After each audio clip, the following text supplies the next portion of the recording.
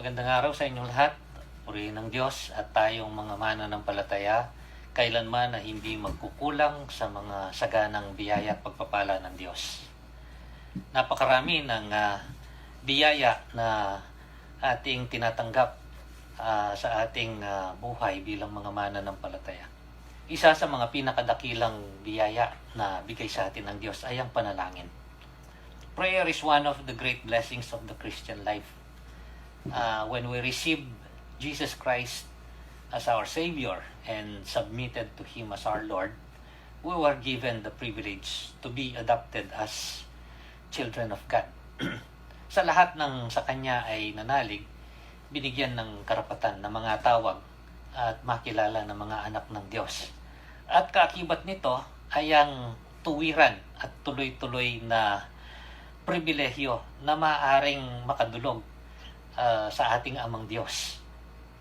He has given us direct and continuing access to Him as our Father.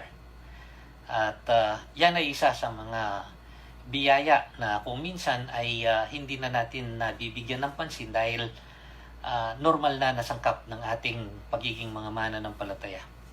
We keep on exercising this privilege and blessing. But some could be missing out on the full benefit of this blessing. Maaring ginagamit natin yan palagi yan. Sangkap na ng ating buhay mananampalataya.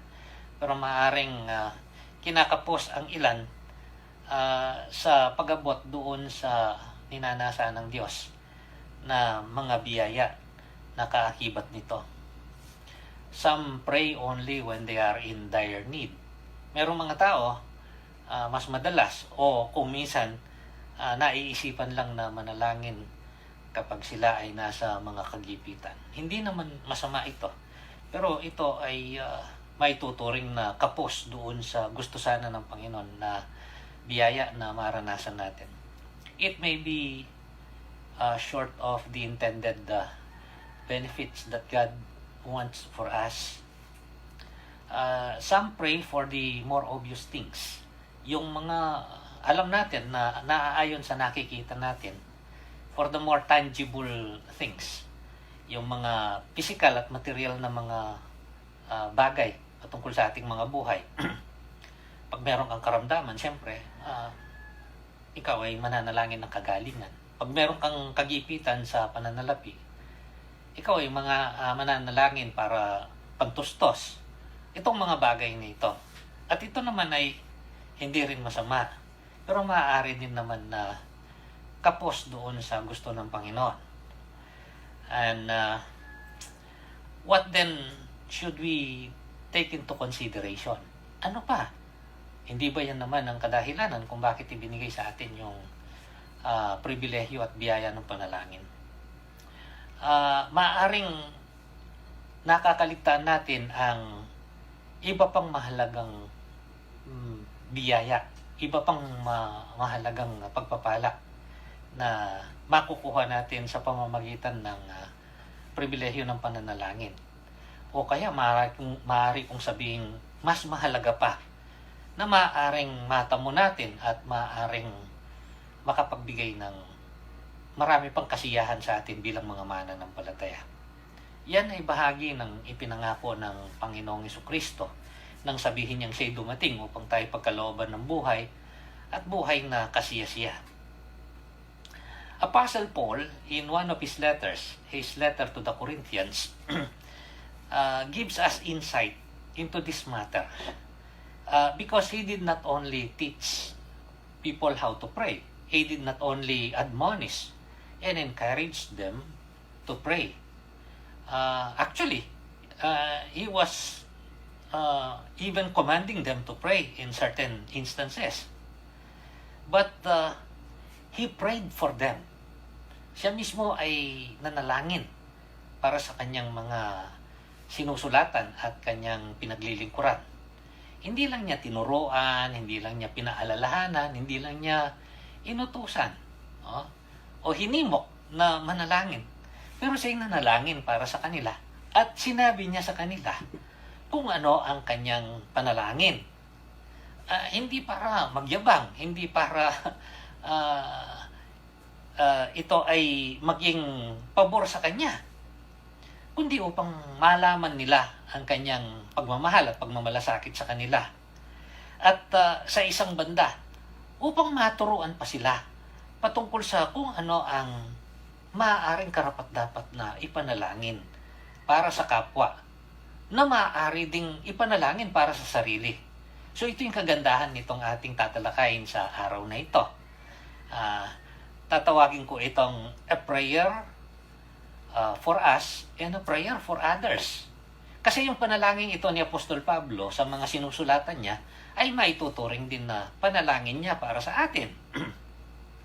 At ito ay maaari nating maging panalangin para sa ating mga sarili at para sa ating mga kapwa. A prayer for us and a prayer for others. When we talk of prayer, we often associate it with asking favors for ourselves, mostly for material and physical needs. Not bad, but we sometimes miss other important matters to pray for. Even, I would say, more important, it is for matters that are spiritual in nature. Ito ay mga bagay na spiritual sa kanilang kalikasan. At ito ay makikita natin dito sa sulat ni Apostol Pablo sa mga taga-Colosas. Colossians. And I would dare say that this is a prayer that has ready answers. Ito isang panalangin na mayroon na kaagad na kalaan na katugunan. May katiyakan na may maaasahan ka na kasagutan at katugunan. Itong sinasabi sa bahaging ito ng kasulatan, today we will be considering Colossians chapter 1, from verse 1 up to verse 14. Itong sinasabi sa bahaging ito ng kasulatan, I will be reading it in the New International Version. Paul, an apostle of Christ Jesus by the will of God, and Timothy, our brother, to the holy and faithful brothers in Christ at Colossae, grace and peace to you from God our Father. We always thank God, the Father of our Lord Jesus Christ, when we pray for you, because we have heard of your faith in Christ Jesus and of the love you have for all the saints. The faith and love that spring from the hope that is stored up for you in heaven, and that you have already heard about in the word of truth, the gospel that has come to you. All over the world, this gospel is bearing fruit and growing, just as it has been doing among you since the day you heard it and understood God's grace in all its truth. You learned it from Epaphras, our dear fellow servant, who is a faithful minister of Christ on our behalf, and who also told us of your love in the Spirit. Now this is the point. Verse 9. For this reason, since the day we heard about you, we have not stopped praying for you. There it is. Ulitin ko.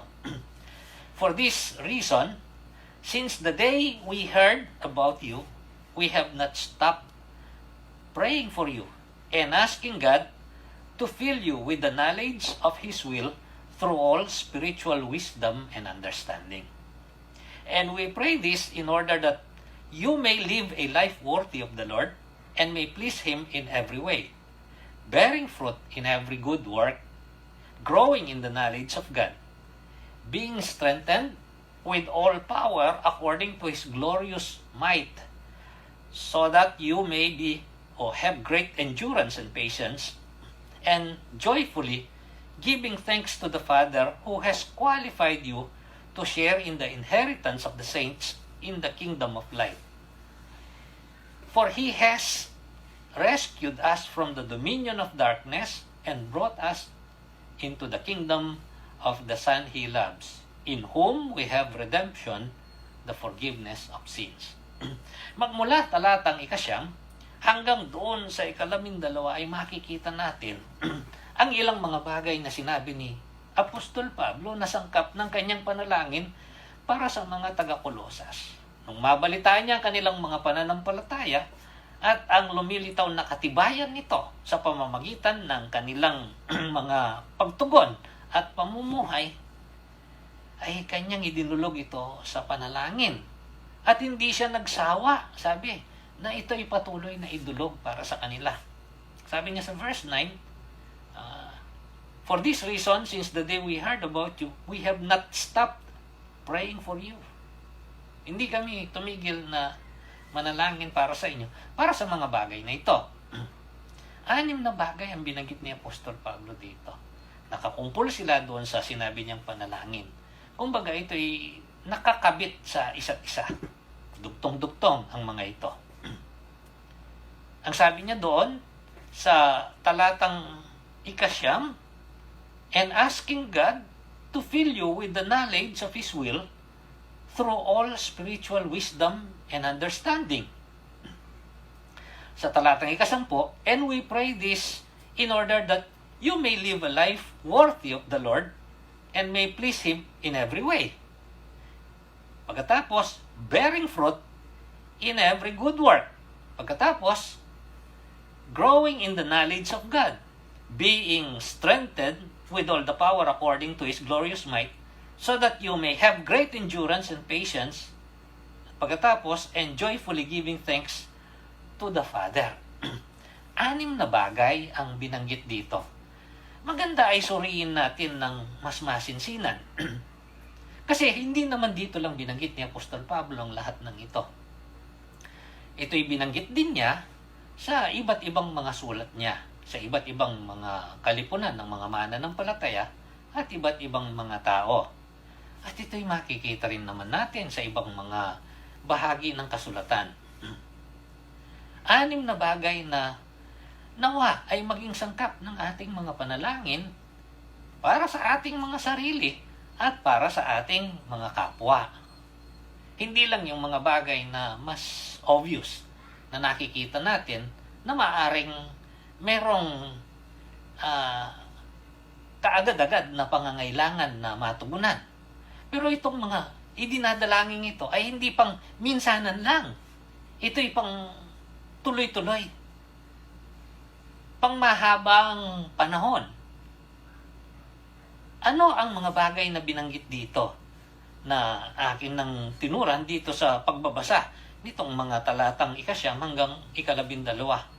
Ang una, once again, I would repeat, sabi ni Apostle Paul, "For this reason, since the day we heard about you, we have not stopped praying for you and asking God to fill you with the knowledge of His will through all spiritual wisdom and understanding." Ito ang una. Prayer for wisdom and understanding. A prayer for us and a prayer for others. Bilang mga mananampalataya, ito'y kailangan nating patuloy na idinadalangin na tayo gawaran ng Diyos ng karunungan at unawa. Anong ibig sabihin nito?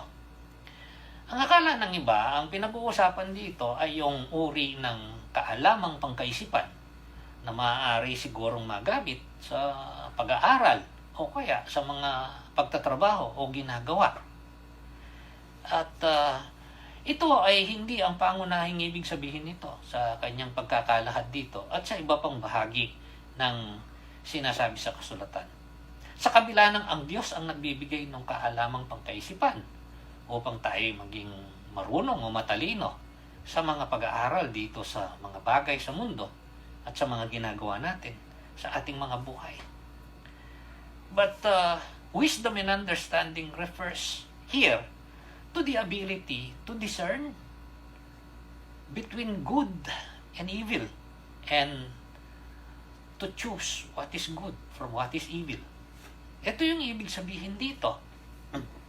Ito ay ang kakayanan na nanggagaling sa Diyos upang mapagwari natin ang pagkakaiba ng mabuti at ng masama. Malaman natin kung ano yung mabuti at kung ano yung masama.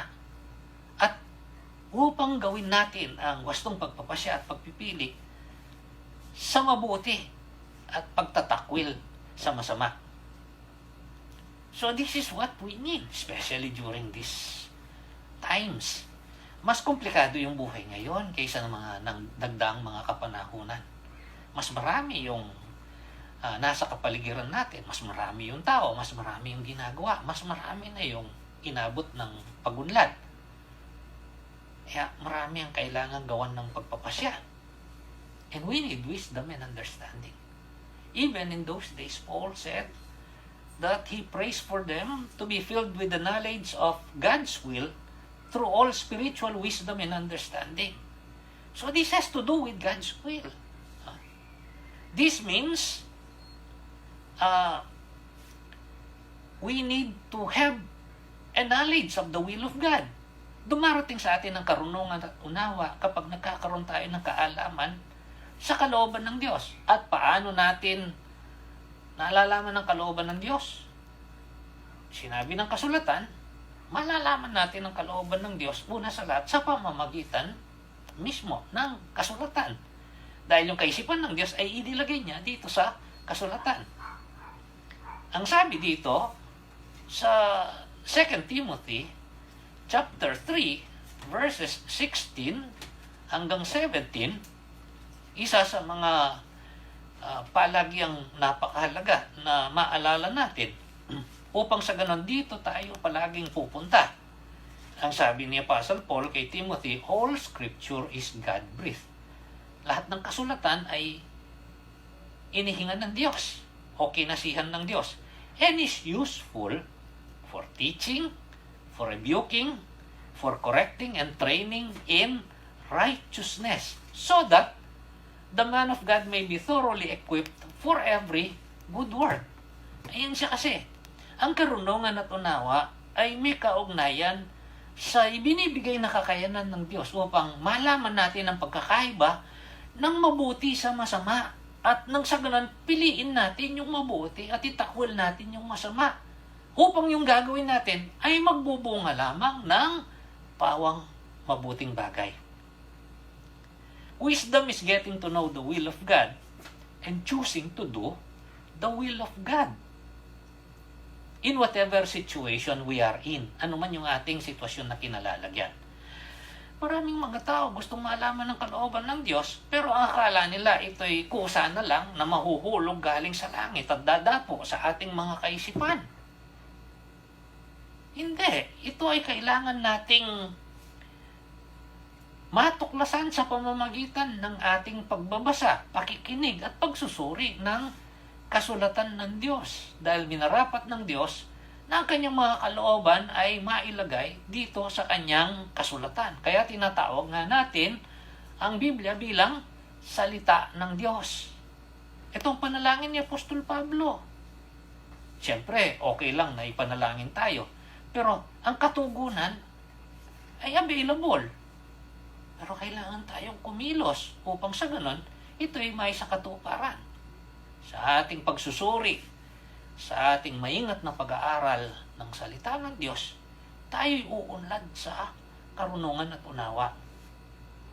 At kapag tayo'y umuunlad sa karunungan at unawa, ang ibig sabihin, tayo'y nahuhubog sa wangis ng ating Panginoon. Ito'y bahagi ng kanyang napakagandang panukala para sa atin na tayo'y mahubog sa wangis ng ating Panginoon. Anong halimbawang ibinigay ng ating Panginoon? Mula pa sa kanyang kabataan, ang paglalarawan sa kanya, sa kanyang paglaki at pagdating sa mas mataas na edad, ay sinabi dito sa Luke chapter 2, verse 52. Sa isa sa mga simpleng paglalarawan ng normal na pag-unlad ng Panginoong Jesucristo sa buhay bilang isang tao. Ang sabi dito sa Luke chapter 2, verse 52, and Jesus grew in wisdom and stature and in favor with God and man. Inuna yon. Kahit ang Panginoong Jesucristo minarapat niya na nang siya ay nandito sa lupa ay mailarawan na siya ay umunlad din sa karunungan. Hindi namang minsanang ipinakita na taglay na niya lahat ito. Isang misteryo. Pero Ito'y napaka-importante na maging halimbawa para sa atin. Itong isa sa mga panalangin ni Apostol Pablo doon sa Colossians chapter 1 verse 9. That we may grow in wisdom and understanding. Filled with the knowledge of the will of God. Ano pa ang kanyang sinabi dito na panalangin niya? Doon sa verse 10, ang sabi niya dito, and we pray this in order that you may live a life worthy of the Lord and may please Him in every way. O ito rin ang panalangin ni Apostol Pablo, na kayo ay makapamuhay ng isang buhay na angkop sa inyong pagkakilala sa Panginoon at mabigyan nyo siya ng kasiyahan sa lahat ng bagay. He prays that we may have a worthy manner of life. Isang karapat-dapat na uri ng pamumuhay. Karapat-dapat sa ating pagkakilala sa Panginoon. A worthy manner of life is one that pleases God. Ito ay isang buhay na nakapagbibigay kasiyahan sa Diyos. Ang ibig sabihin, nakapagbibigay tuwa sa Diyos at nakapagbibigay karangalan sa Diyos. We are to please God more than people. We are to please God more than ourselves. This doesn't mean that we should seek to displease people. Hindi naman ibig sabihin na kailangan mamuhay tayo upang magalit sa atin yung tao. What this is all about is a matter of prioritization. Na una sa lahat, ang karapat dapat bigyan ng kasiyahan sa ating pamumuhay ay ang Diyos. Bago pa ang ating kapwa-tao, bago pa ang ating mga sarili. Hindi masama na magtangka na bigyan kasiyahan ng kapwa at ang sarili sa paraan naman na hindi lumalabag sa kagustuhan ng Diyos. Pero kapag ating isinaayos ito sa pagkakasunod ayon sa pinakamahalaga, ito yung nauuna sa lahat. We are to please God more than anybody else. We can only please God when we do His will. Kaya dugtong-dugtong ito Mabibigyan lamang natin ng kasiyahan ng Diyos kapag ginagawa natin ang kalooban ng Diyos. And we can only do His will as we offer ourselves to Him on a regular basis. So that, masabi natin sa Kanya, ang kalooban mo, Panginoon, nang siyang maganap sa aking buhay. Kamukha nung tinurong panalangin ng Panginoong Jesucristo, ang kalooban mong maganap dito sa lupa gaya ng sa langit. Hindi lang sa lupa, kundi sa buhay natin. Sa buhay ng bawat isa sa atin. So it's like a chain. A worthy manner or way of life is one that pleases God, and we can only please God when we do His will. And we can only do His will when we offer ourselves to Him. Yun ang sabi ni Apostle Paul sa isa sa mga sulat niya. Dito sa Romans chapter 12, verses 1 at saka 2. Therefore, I urge you, brothers, in view of God's mercy, to offer your bodies as living sacrifices, holy and pleasing to God. This is your spiritual act of worship. Do not conform any longer to the pattern of this world, but be transformed by the renewing of your mind. Then you will be able to test and approve what God's will is, His good, pleasing, and perfect will. Tandaan ninyo, tayo ay nasa mundong ito, pero hindi na nakapasakop sa sistema ng mundong ito. We are in this world, but we are not of this world anymore.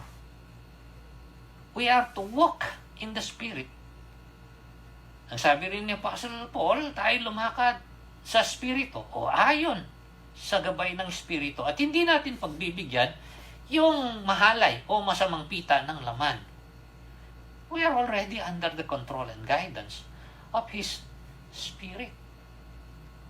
Hindi natin mabibigyan ng kasiyahan ng Diyos kung ang sinusunod natin ay yung masamang pita ng laman na sumusunod sa kaparaanan ng mundong ito. It has to do with who we are and the way we live. Ito ang pangalawa dito sa sangkap ng panalangin na sinabi ni Apostol Pablo na palagian niyang idinudulog sa Diyos para sa mga taga-Kolosas. And understandably, this is not only for them, but for all believers of all times, in all places, including us. Again, the first one is the prayer for wisdom and understanding. The second one is the prayer for a worthy manner of life, pleasing to God. Again, as a reminder, yung binasa ko kanina na paglalarawan patungkol sa paglago at pagunlad ng Panginoong Jesucristo doon sa Luke chapter 2 verse 52, and Jesus grew or increased in wisdom and stature and in favor with God and man. Siya ay umunlad sa pagbibigay kasiyahan sa Diyos. At dahil siya ay umunlad sa pagbibigay kasiyahan sa Diyos, siya ay umunlad sa pagbibigay kasiyahan din sa tao, sa wastong kaparaanan. But that is not all. Again, I will read from the 9th verse. For this reason, since the day we heard about you, we have not stopped praying for you and asking God to fill you with the knowledge of His will through all spiritual wisdom and understanding. And we pray this in order that you may live a life worthy of the Lord and may please Him in every way. Etong pangatlo, bearing fruit in every good work. Ang panalangin ni Apostol Pablo, kayo'y mamunga ng sagana. Fruit bearing. Kung minsan nagkakaroon tayo ng maling unawa sa pagbubunga. Pero ito binigyan ng napakalinaw na paglalarawan so that we will not make a mistake. Ano yung sinasabi ditong bunga? Ang bunga sinasabi dito ay yung na ilalabas sa ating mga buhay. Parang yung puno. Yung nailalabas sa puno, yun yung bunga nito. At anong binabanggit dito na panawagan sa atin na mailabas sa ating mga buhay? Mabubuting mga gawa. It's rather simple.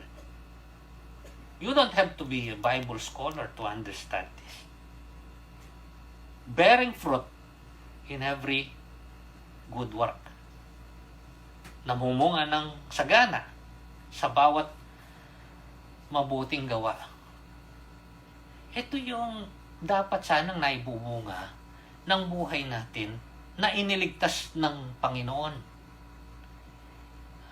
Iniligtas sa lumang pagkatao na ang gawa ay salangsang sa kagustuhan ng Diyos na nagbubunga ng kapahamakan. Hinango tayo doon. Upang sa ganon, yung mga buhay natin ngayon ay magbunga ng kabaligtaran nung dati. Ito'y magbunga ng kabutihan o mabubuting mga gawa.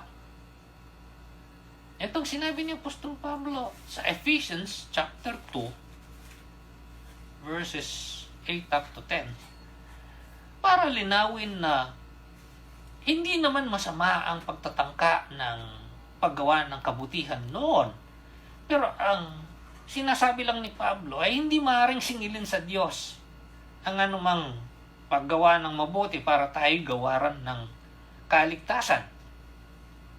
Pero tayo ay nakatanggap ng kaligtasan ng dahil sa kagandahang biyaya ng Diyos sa pamamagitan ng pananalig sa Panginoong Jesucristo na karapat-dapat naman pagkatapos ay makitaan ng bunga yung mabuting gawa. Ephesians chapter 2, verses 8 to 10.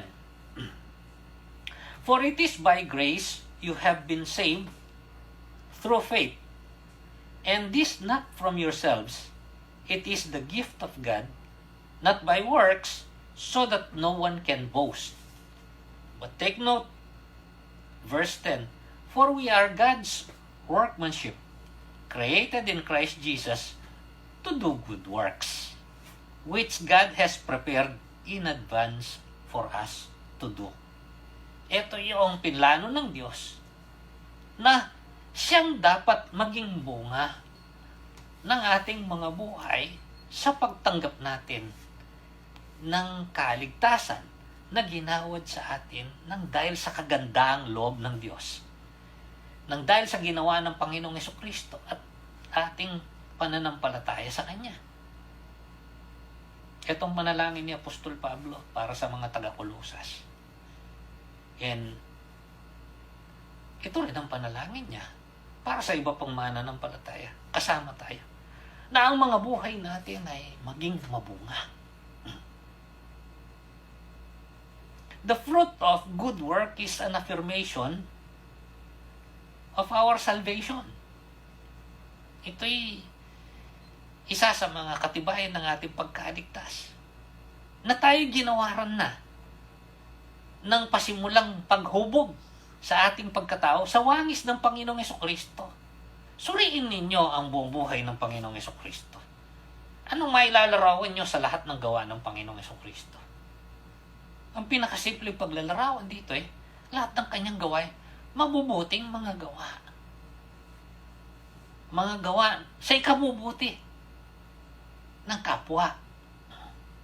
Mga gawa na mabuti sa tingin ng Diyos. Ito kadahilanan kung bakit isa sa mga kanyang binigyang diin sa kanyang pagtuturo, yung tinawag na Sermon on the Mount, kung saan inilarawan niya ang uri ng buhay ng mga taong pinaghaharian ng Diyos. Ito'y patungkol sa paghahari ng Diyos. Makikita ito sa Matthew chapter 5, 6 at saka 7. Ito'y isa sa mga binanggit niya. Magmula verse 13 hanggang verse 16. Sabi niya dito, ito'y pagkatapos nung sabihin niya yung tinatawag na Beatitudes. Ito yung sabi niya, you are the salt of the earth. But if the salt loses its saltiness, how can it be made salty again? It is no longer good for anything except to be thrown out and trampled by men. Ang paggamit kasi ng asin ay para sa mabuting bagay. So kapag nawala na yung alat nito, ano pang mabuting maidudulot nito? Eto ngayon yung karagdagang pang pagbibigay linaw sa verse 14. You are the light of the world. A city on a hill cannot be hidden. Neither do people light a lamp and put it under a bowl. Instead, they put it on its stand, and it gives light to everyone in the house. Ang sulo ay inilalagay para magbigay ng liwanag sa buong kapaligiran. Hindi tinatago. Kung hindi nilalagay sa lugar kung saan maliliwanagan ang lahat ng nasa kapaligiran. Ang sabi niya sa verse 16.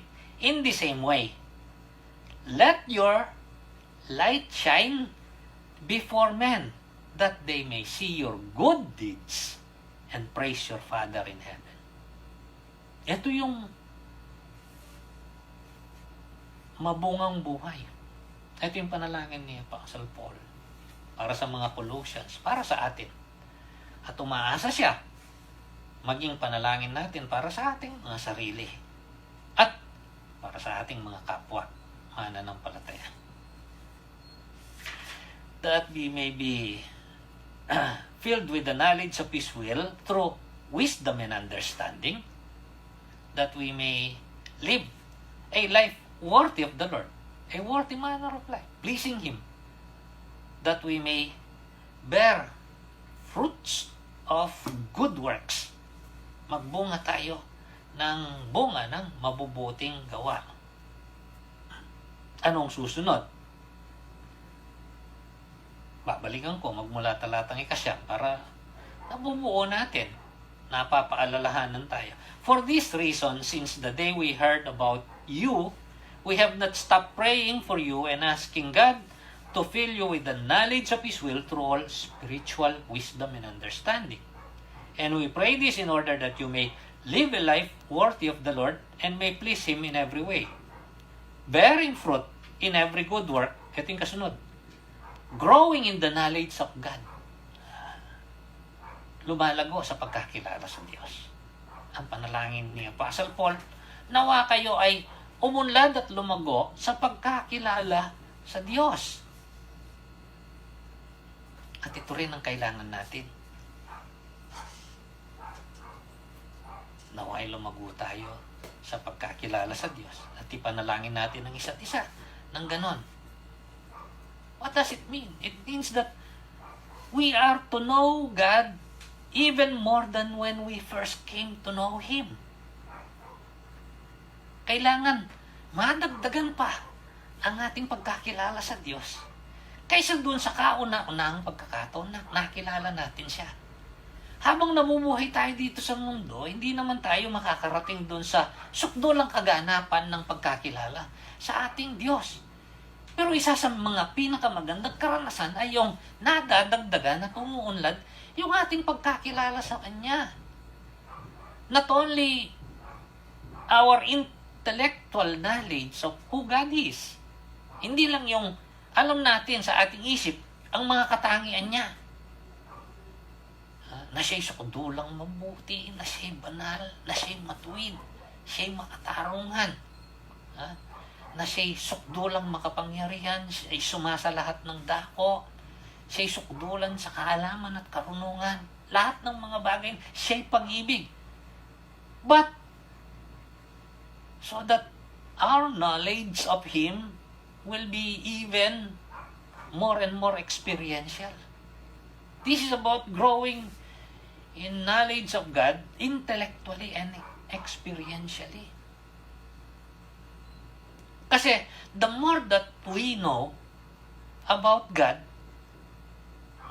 the more we get to know Him, the more we are enriched in our experience of Him. Yumayaman tayo sa karanasan sa Kanya. Napapagwari natin yung mga nangyayari sa ating mga buhay. Nagkakaroon tayo ng mas unawa patungkol sa mga nangyayari sa ating mga buhay. And then our life, regardless of what it goes through, becomes a great adventure. Kung minsan, yung ibang mga tao, ang tingin nila sa buhay, puro pasakit, puro hirap. They focus so much on that. Yung iba naman, inaasam nila na puro lang gaan. Kaya, sinisikap nilang sansalain yung hirap sa pamamagitan ng mga pangarap na hindi naman kung minsan na naaayon o naaangkop.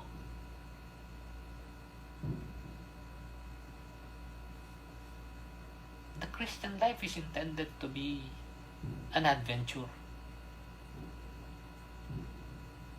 I have come that they may have life and have it more abundantly. Ang sabi ng Panginoon. Paano dumarating yon?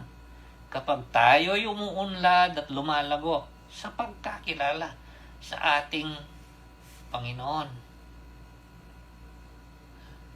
Then we increase in our appreciation, in our satisfaction, in our security. We make more sense of what life here is and beyond. Hindi mangyayari yun kung hindi natin hindi tayo umuunlad sa pagkakilala sa ating Panginoon. Marami ang posibleng nalilimita na lang sa iilang mga bagay patungkol sa Panginoon.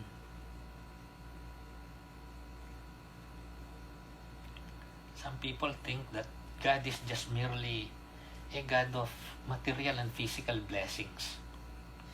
Yun na lang.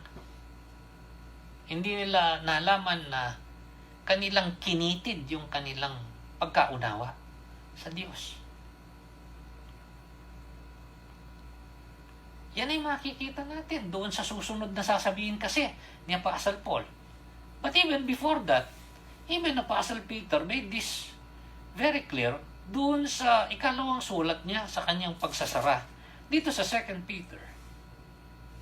O doon sa unang sulat niya, sa 1 Peter, chapter 2 Peter, yes.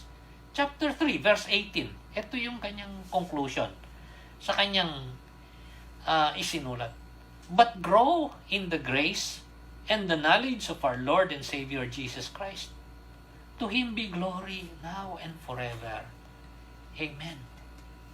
Why? Because life is not merely about us. It's about God.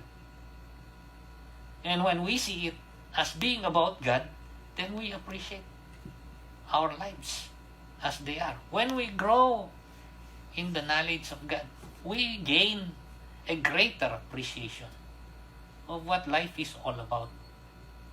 Which leads us to the next thing that Paul says dito sa Colossians chapter 1. Dito naman, sa verse 11, sabi niya, being strengthened with all power according to His glorious might, that we may have great endurance and patience. Tayo ay pinatatatag at pinatitibay sa pamamagitan ng kanyang kapangyarihan upang tayo magkaroon ng dakilang pagbabata at pagtityaga. That is why it's an adventure. It's not all good times. It's not all easy. It is a mixture of both. For our good. Kaya nga, kung minsan, nakitid na yung kaisipan ng mga tao na ang gusto lang ng Diyos para sa atin, ay hindi tayo dumaan doon sa mga realidad na natural sa pamumuhay dito sa mundo.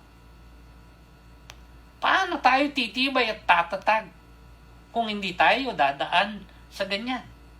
So Paul is praying for spiritual strength. Spiritual na tibay at tatag. Anong sinabi niyang, ginamit niyang mga salita? Endurance and patience. You can only learn endurance and patience when you go through difficult times. We're not asking for them. But they will come. Mark my word, because it's in the Bible. Darating at darating yan. Hindi tayo immune. Hindi tayo exempted. Pero ang kagandahan, mayroong provision ng Diyos. Kaya nga maaari tayong manalangin para sa mga yan. Para sa ating sarili, para sa ating mga kapwa. We pray for wisdom and understanding, just like Paul prayed for the Colossians. We pray for a worthy manner of life, fitting to the calling of our Lord. Just like what Paul prayed for the Colossians. We pray for fruit-bearing, producing good works. Just like what Paul prayed for the Colossians. We pray for growth in knowledge of God. Just like what Paul prayed for the Colossians. And we pray for spiritual strength. Just like what Paul prayed for the Colossians. We so easily get tired and weary. Kasi naman napakarami ng mga bagay na maaaring magdulot ng kapaguran at hirap. Sanggain mo man ng sanggain, hindi mo naman lubusang maiiwasan. dinadaya natin ang ating mga sarili kung sinasabi natin yan ay hindi katotohanan. We will just be fooling ourselves. It doesn't mean that we are saying that we're giving up on all of these things. No. We just recognize that they are realities of life. Kahit ang Panginoong Jesucristo, yung buhay niya, hindi naging immune o naging exempted sa mga ito. Tayo pa kaya? We are not greater than our Master. If He has gone through some of this, definitely, we will. The good news is, if He overcame, we will. Not by any means that we could devise, but by the means that He provides. Unless our strength is renewed, we cannot make it through this world.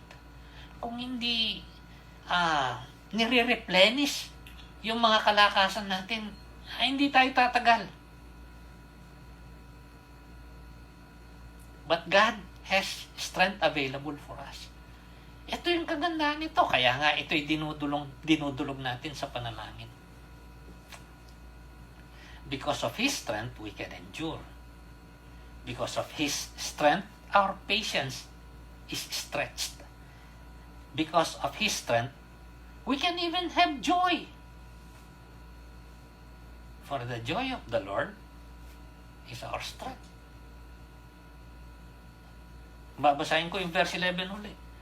Being strengthened with all power according to His glorious might, so that you may have great endurance and patience, and joyfully, titigil muna ako doon. Ang ibig sabihin, kasama na yung kagalakan. There is a passage in the Old Testament that most people may have heard. That is very inspiring. Indeed. Because it is true. Ito ay sinabi sa mga Israelita na dumadaan ng pighati. Ito'y sinabi nung sila ay napapailalim doon sa pagkabihag. Sila ay napasakop at sila ay nalupig sa mga kaaway at nasa pagdurusa. Isaiah chapter 40 verse 20 to 31. Here is what it says. Do you not know? Have you not heard? The Lord is the everlasting God, the creator of the ends of the earth. He will not grow tired and weary, and His understanding no one can fathom. He gives strength to the weary and increases the power of the weak.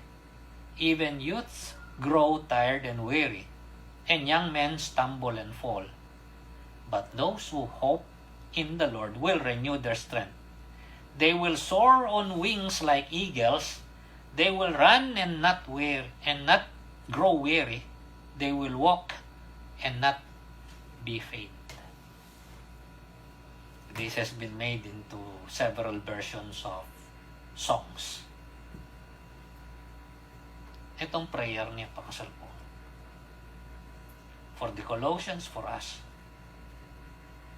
to have spiritual strength, so that our strengths will be replenished and renewed regularly. Spiritual strength is the strength to endure and carry on with our Christian walk and our Christian work, even though doing the opposite is easier and seemingly more convenient. Ibinibigay sa atin ito upang magpatuloy tayo sa paglakad bilang mga mananampalataya at paggawa bilang mga mananampalataya. Sa kabila ng ang paggawa ng kabaligtaran, ang siyang mas magaan at mas konbinyente. When some cannot endure, they would rather do what is wrong but easier.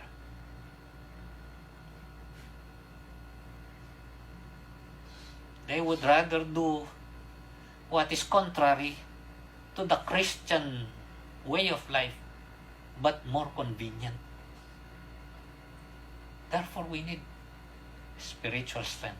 And the Lord provides spiritual strength.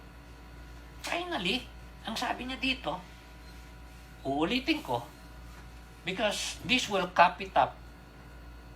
Uulitin ko from verse 9. For this reason, since the day we heard about you, we have not stopped praying for you and asking God to fill you with the knowledge of His will through all spiritual wisdom and understanding. Yan ang una.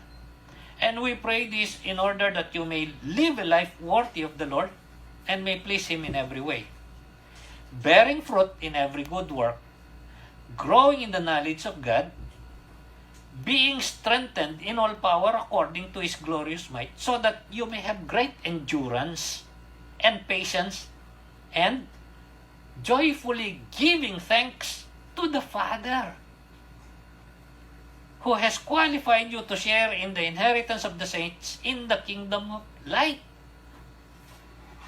Ang muling bahagi nitong panalangin niya pa St. Paul para sa mga Colossians ay magkaroon sila ng pagpapasalamat, gratitude and thankfulness.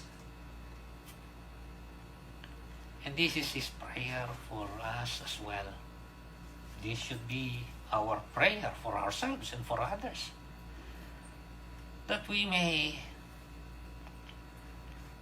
grow in thankfulness.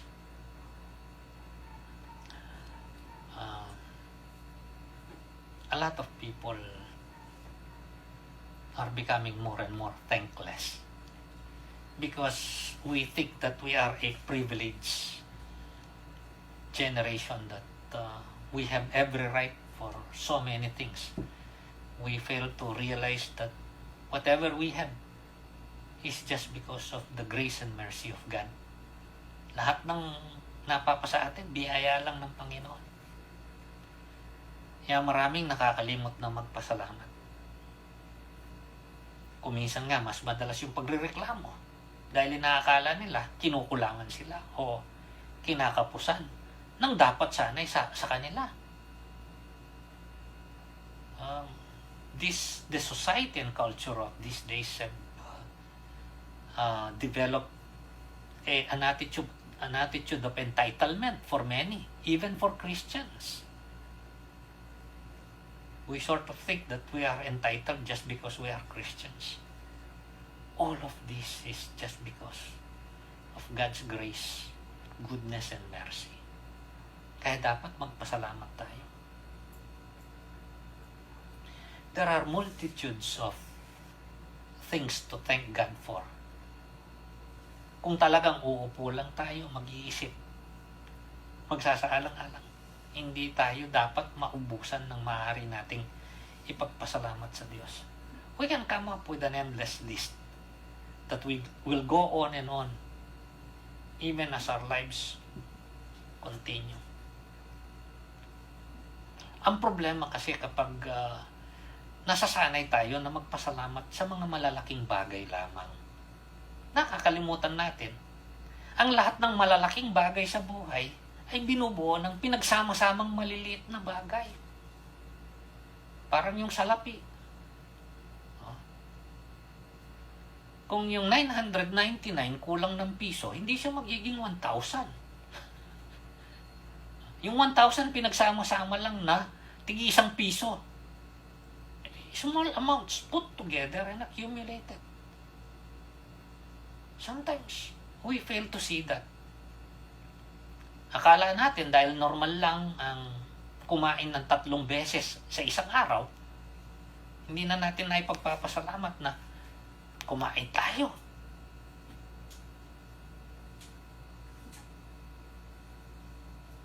Yun lang humihinga tayo, dapat ipagpasalamat natin. Nakakagalaw tayo, ipagpasalamat natin. Meron tayong nagagawang mga bagay-bagay, hindi man ganun kadakila o kamangha-mangha. Nakapagwalis ka sa bahay, dapat ipagpasalamat yun. Nakapaglaba ka, nakapagluto ka, nakalabas ka ng bahay, nakauwi ka ng bahay. ang daming maaaring ipagpasalamat. The big stuff in life are made up of small stuffs put together. Ang sabi nga ni Apostle Paul, in everything, give thanks. Sa lahat ng bagay.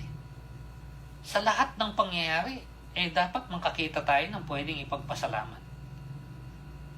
Kahit masama yung nangyari, hindi natin ipinagpapasalamat na may masamang nangyari. Pero may pagpapasalamat natin, may Diyos na gumagawa sa ikabubuti natin. Na merong maaaring gawin na maglalabas ng kabutihan para sa atin. Gratitude and thankfulness. Mula sa lumang tipan hanggang sa kabuuan ng Biblia, palaging ipinapaalala na tayo maging mapagpasalamat. Give thanks to the Lord, for He is good. Give thanks to the Lord, for He is faithful. Give thanks to the Lord, for He is just. He is gracious.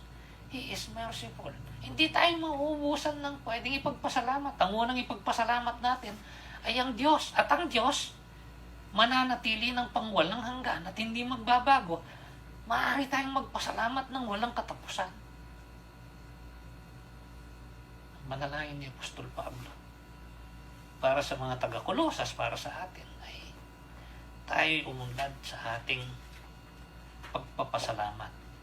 At ang pinakadakila sa maaari nating ipagpasalamat, ang sinabi niya dito sa verse 13, for us who have experienced God's grace in receiving salvation and assurance of eternal life through Christ Jesus.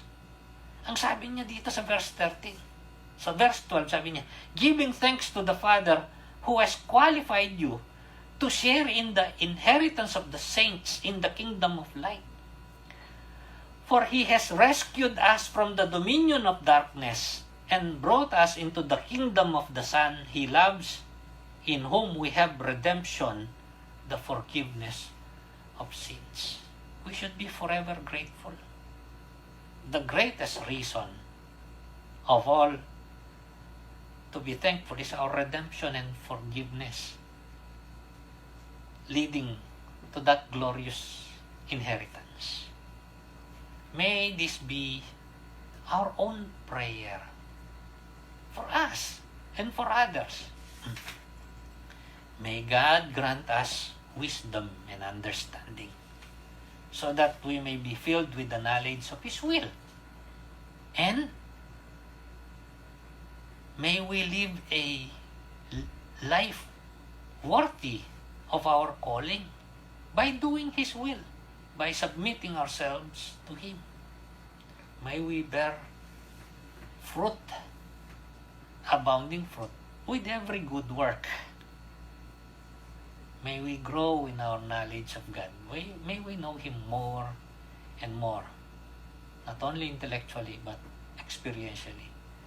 May we have spiritual strength so that we can face the challenges that are before us on a day-to-day basis.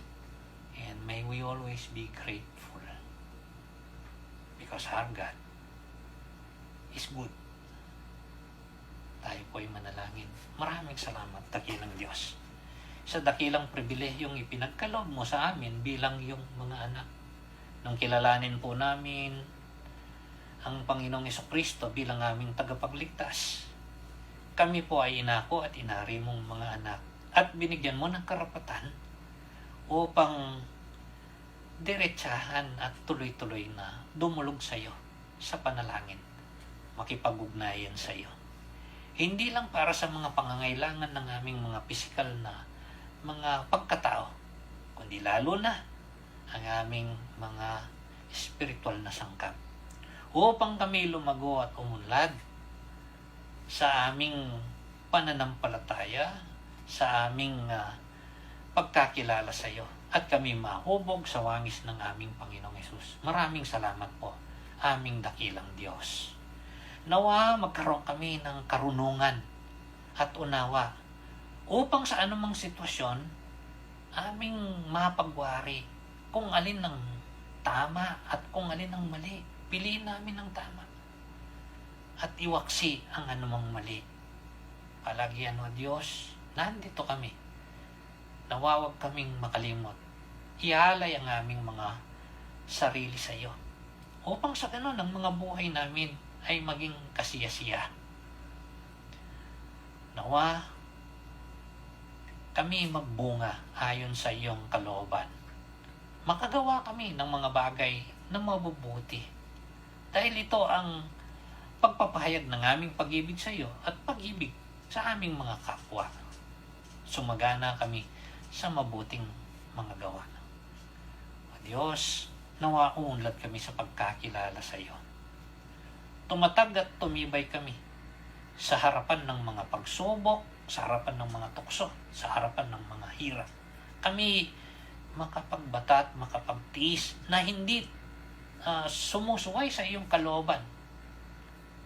Palakasin mo ang bawat isa sa amin. Magkaroon kami ng ibayong mga kalakasan sa bawat araw na kami nakikipagbuno sa mga hamon at hirap sa buhay. Huwag nawa na magkulang kami sa pagpapasalamat, Panginoon. Salamat po sa buhay na taglay namin. Salamat po sa araw-araw na provisyon sa aming kinakain, sa kalakasang ibinibigay mo upang makagawa kami ng tila baga pangkaraniwang mga bagay. Salamat po, Diyos, sa katiyakan ng buhay na walang hanggan. Salamat sa lahat ng mga mabubuti at magagandang mga pangako mo na iyong tutuparin sa takdang kapanahunan. At salamat sa ginagawa mo sa bawat panahon sa ikabubuti namin. Pinupuri ka namin, aming dakilang Diyos. Sa pangalan ng aming Panginoong Hesus. Amen. Magandang araw at pagpalain tayo lahat ng ating dakilang Diyos.